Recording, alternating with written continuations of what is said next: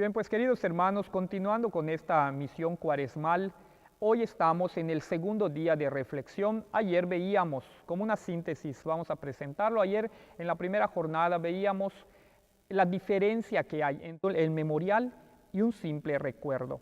Para la comunidad israelita, decir un memorial era el acontecimiento de Dios en la vida del pueblo de Israel, no era un simple recuerdo. Por eso, cuando el pueblo de Israel recuerda este memorial tan grande, ¿cuál es el más importante? Pues la salida de Egipto, la liberación de Israel, y el Señor Yahvé va a decir que lo recuerden siempre, de generación en generación. También veíamos ayer que el hombre, no obstante todo lo que va viviendo de la grandeza de Dios, solemos olvidar. Nuestro corazón se suele endurecer, nuestra memoria suele olvidar todas las maravillas del Señor. Y entonces Jesús, consciente de ese amor de Yahvé, del Padre, pero también consciente que nosotros olvidamos, Él decidió hacer un nuevo memorial.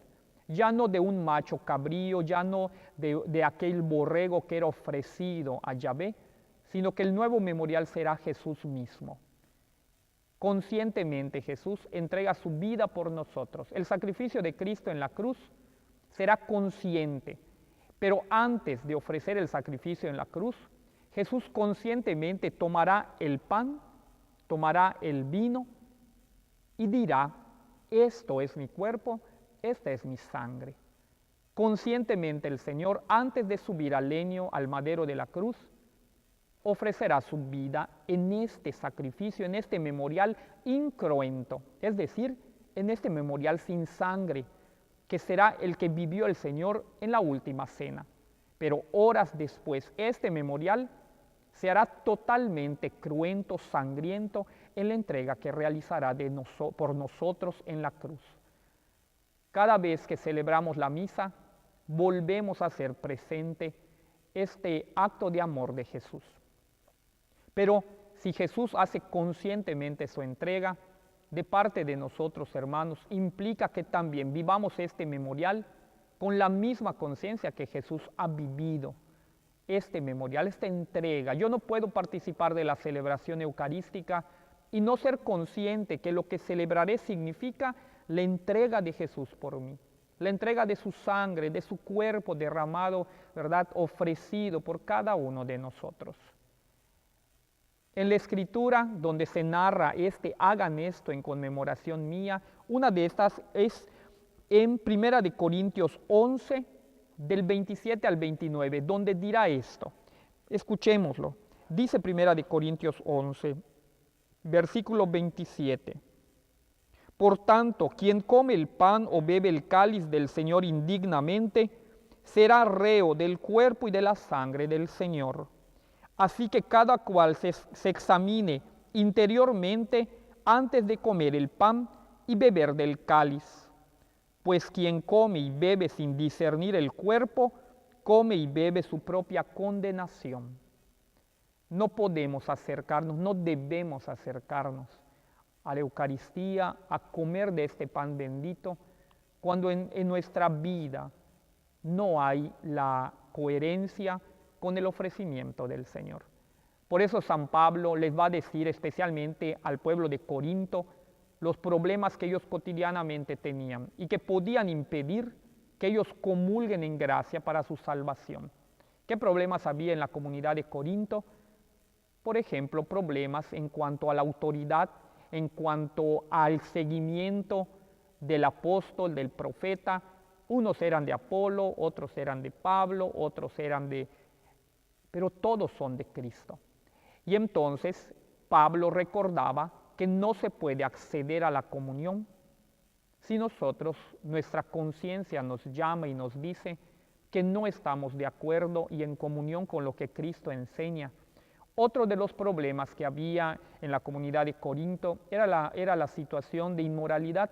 Se decía que un joven convivía, compartía esta intimidad con su propia madrastra.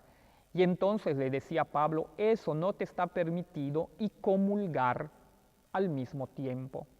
Por otro lado, se narra la problemática que tenía Corinto en cuanto que antes de la celebración de la fracción del pan, muchos que tenían el dinero, que tenían los medios, comían y banqueteaban, mientras que los pobres no comían nada y ellos solo veían. Y entonces Pablo decía, no pueden celebrar la Eucaristía dignamente si siguen viviendo de esta manera. Yo te pregunto, cada vez que vas a comulgar, ¿eres consciente que no debes de recibir el cuerpo del Señor si tu vida no coincide, no tienes comunión con la vida de Cristo? Y a veces a nosotros se nos puede hacer muy fácil comulgar simplemente, sin considerar y hacer un acto de conciencia, porque lo que nos diferencia a nosotros, hermanos, de cualquiera de los seres vivos de este mundo, es que nosotros como seres humanos podemos ser conscientes de cómo estamos viviendo, conscientes de que estamos recibiendo el cuerpo del Señor, y cada vez que lo recibimos nos fortalece Él para vivir en la gracia.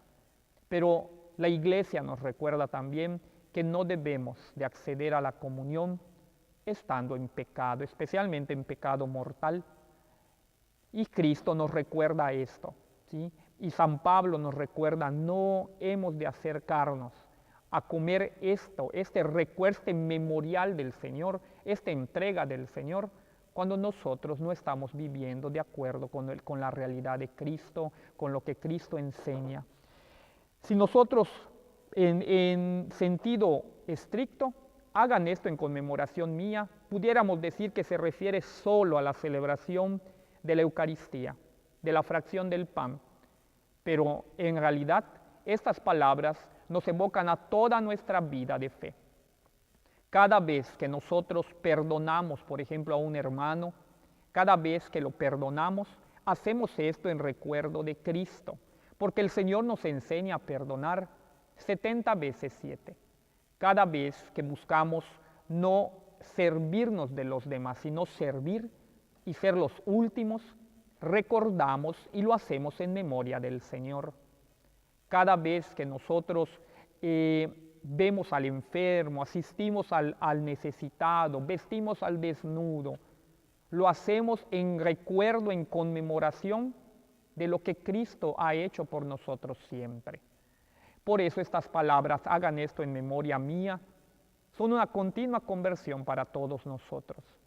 No solo en el aspecto sacramental, no solo en el momento de ir a comulgar, sino que cada vez que vamos viviendo, cada vez que vivimos esta vida, tendríamos que pensar si cada acto lo hacemos en recuerdo, en conmemoración del Señor Jesús.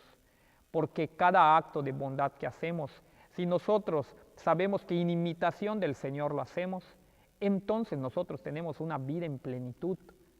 No dejemos que las cosas del mundo, las mentalidades del mundo, nos hagan comulgar, participar en la vida de fe de una manera indigna. Revisemos nuestra conciencia, porque lo más grande para nuestra vida, hermanos, es que lo hagamos conscientemente. Cuando Jesús está en la cruz, conscientemente Él no acepta aquel vino mezclado, ¿verdad?, con mirra que le ofrecían. ¿Para qué se lo ofrecían? Se lo ofrecían para que Él, como condenado, se perdiera un tanto en esta sustancia que le permitiera vivir un poco más el dolor. Sin embargo, Él no la acepta porque quiere estar totalmente consciente de la entrega generosa por cada uno de nosotros. Que nosotros también, cuando celebremos la Eucaristía, cuando nos acerquemos a recibir el cuerpo bendito de salvación, seamos conscientes que debemos de asemejarnos a Él, porque Él se entrega totalmente por nosotros. Pidámosle al Señor, pues, que al hacer cada acto de nuestra vida, recordemos que nuestra propia vida es una memoria de la vida del Señor Jesús, y que cada vez que amamos como Jesús, acontece nuestra salvación. Les envío mi bendición con el deseo de que cada uno de nosotros vivamos más intensamente esta realidad de hacer todo lo que hagamos en memoria del Señor. La bendición de Dios amor, Padre, Hijo y Espíritu Santo, descienda sobre ustedes, sobre sus familias y permanezca para siempre.